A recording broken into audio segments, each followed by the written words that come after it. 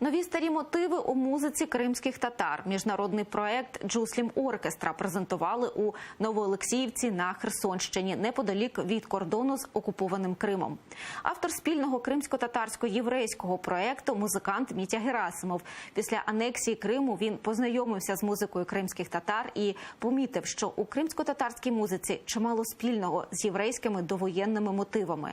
До проекту долучилися кримсько-татарська співачка Алія Хаджабадінова та акордеоніст Шевкет Зморка. Головна мета музикантів – показати мультикультурність музики, що є на території України.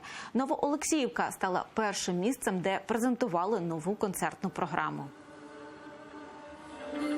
Такая задача поставлена, на мой взгляд, что крымско-татарская музыка – это именно самостоятельная музыка, но мы как бы еще сохранили кое-какие еврейские мелодии, использовали их в быту.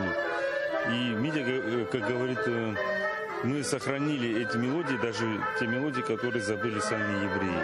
Получается, что мы сейчас, если мы хотим научиться играть клезмерскую музыку по-настоящему снова, нам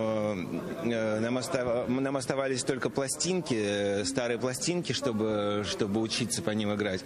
Но сейчас мы понимаем, что мы можем учиться у крымских татар, у крымско-татарских музыкантов. Я просто считаю, что благодаря музыке люди не могут чувствовать себя оторванными друг от друга. Именно это то, что связывает всех какой-то нитью незримой.